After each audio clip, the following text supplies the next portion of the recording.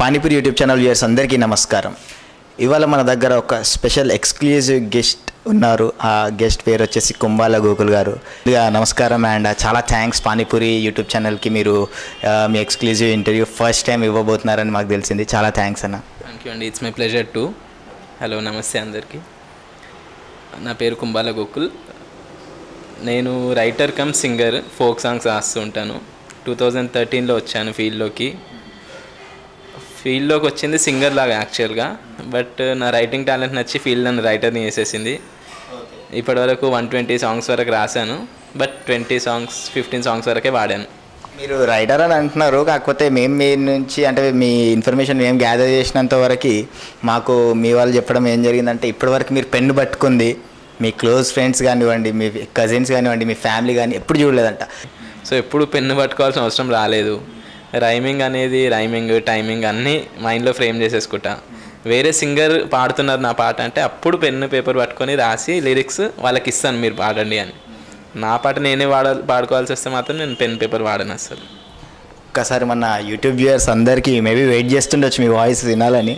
So ఒక్కసారి మీ debut entry 2013 నుంచి ఇప్పటివరకు అందరికీ మ్యాజికల్గా అందరికీ ఒక మైండ్లో ఉండిపోయిన సాంగ్. అంటే మీరు ఎంత ఇంటెలిజెంట్ అంటున్నారో మీ లైన్స్ కూడా అందరికీ అలాగే ఉండిపోయాయి అనమాట. సో ఒక్కసారి మీ వాయిస్తోనే ఒక్కసారి ఆ సాంగ్ వావా లడ్డన్న పాడితే చాలా హ్యాపీగా ఉంటుంది. ఓకే.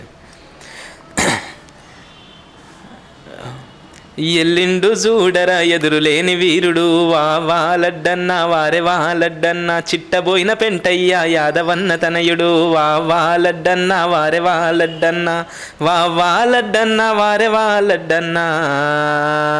ఎల్లిండు ఎల్లిండు ఎల్లిండు ఎల్లిండు ఎల్లిండు చూడరా ఎదురులేని వీరుడు, వా లడ్డన్న వారే వా లడ్డన్న. సాంగ్ దగ్గర వచ్చేసరికి ఎనర్జీ అనేది కొంచెం హెవీగా ఉంది. అంటే మీరు ఎలాంటి ప్రిపరేషన్స్ తీసుకుంటారు ఈ విషయంలో? అంటే యాక్చువల్లీ నేను ఈ సాంగ్ రైటర్ మాత్రమే, సింగర్ కాదు. ఈ పాట రాసింది నేను, పాడింది పెద్దపులేశ్వర్ అన్న. కానీ ప్రపంచంకి తెలియదు ఎవరు రాసిరు అనేది. సింగర్ వాయిస్ గుర్తుపట్టేస్తారు, సో పర్సన్ పాడిండని, కానీ రైటర్ అనేది ఎవరికి తెలియదు. అంటే ఇప్పుడు ఇంకొకటి, అంటే అందరికీ ఉన్న క్వశ్చన్ ఏంటంటే మన హైదరాబాద్ తెలంగాణ రాష్ట్రంలో లడ్డు యాదవ్ అన్న అంటే ఇంకా ఆల్మోస్ట్ అందరికీ తెలిసిందే.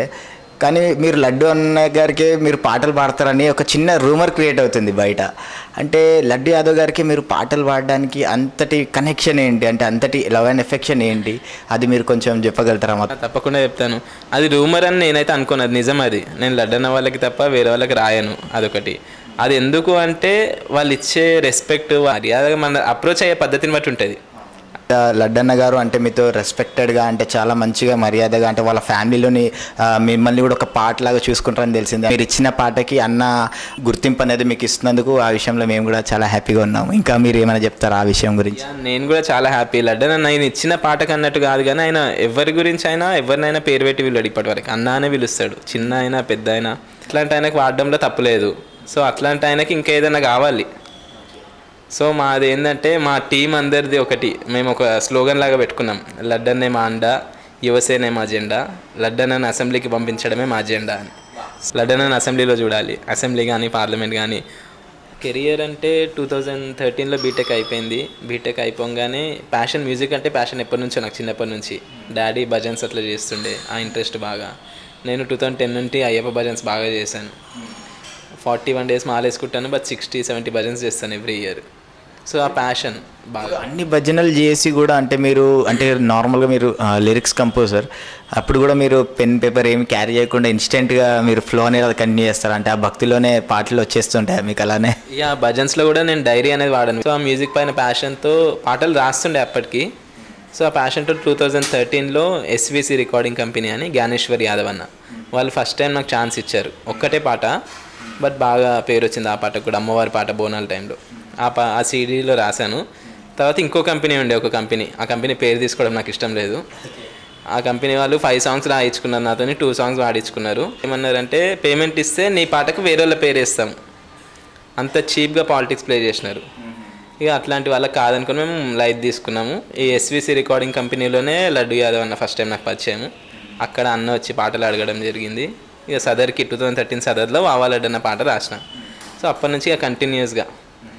అంటే ఇప్పుడు ఎస్విసిఎస్ అని మీరైతే చెప్తున్నారో రికార్డింగ్ రూమ్ గురించి, అంటే వాళ్ళు యాదవ్స్ ప్లస్ లడ్డు యాదవ్ గారు కూడా మీకు సపోర్ట్ ఇచ్చినందుకే మీరు ఓన్లీ యాదవ్స్కే పాటలు పాడడం అంటే ఆ విషయం పైన ఏమన్నా చెప్పగలుగుతారా మీరు? అంతే అనుకోవచ్చు, ఎందుకంటే 2013లో నేను ఫీల్డ్లోకి వచ్చినప్పుడు వేరే వాళ్ళు నన్ను మోసం చేసినారు, కానీ యాదవ్స్ నాకు సపోర్ట్ చేసినారు. ప్లస్ ఫ్రీగా పాడించుకోలేదు. నేను ఫస్ట్ టైం సింగర్ అని చెప్పి, ఫస్ట్ టైం రైటర్ అని చెప్పి నన్ను ఫ్రీగా పాడించుకోలేదు ఎస్విసి రికార్డింగ్ కంపెనీ వాళ్ళు. నాకు అప్పటికి ఫస్ట్ పాటకైనా పేమెంట్ ఇచ్చినారు జ్ఞానేశ్వర్ యాదవ్ అన్న.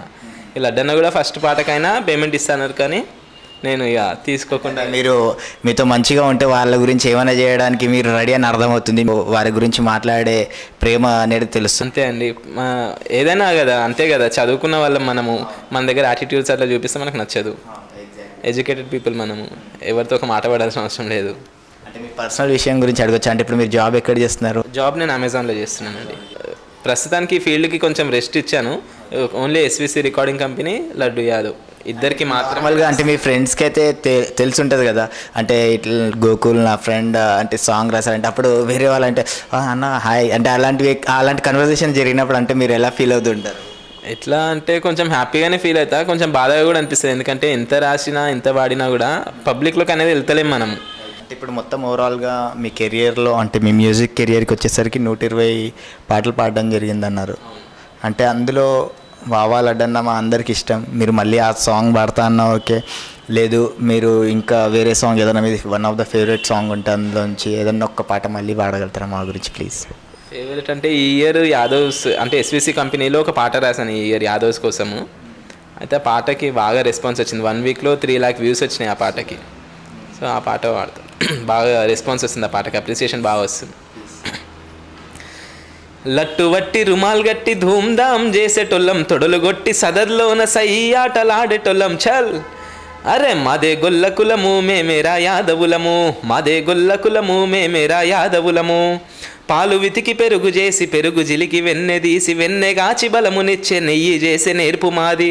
గొర్రె గుబురు తోలు తెచ్చి తీగ తీగ దరికి బేని ఎండవాన చలిని గాచె గొంగడల్లె విద్య మాది. 10 మంది మేలు కొరకు పరితపించే వృత్తి మాది, 1000 మందినైనా ఒక్క చేయితో ఆపే శక్తి మాది చల్.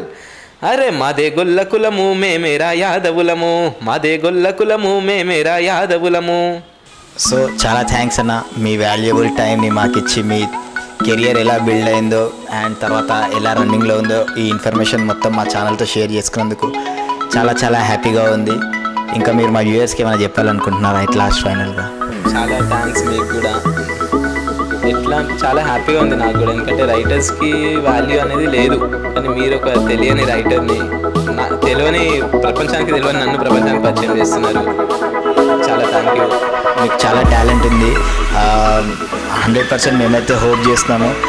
నెక్స్ట్ ఇప్పుడు వచ్చేసరికి వావా లడ్డన్న సాంగ్ ఇంకా అల్టిమేట్గా రాబోతుంది. మనము మన ఛానల్లో వావా లడ్డన్న సాంగ్ మళ్ళీ మనం ప్లే చేస్తాము అన్నగారి పర్మిషన్తో. డెఫినెట్లీ యూగోన రాకన్నా చాలా థ్యాంక్స్ అన్న. థ్యాంక్ యూ అండి.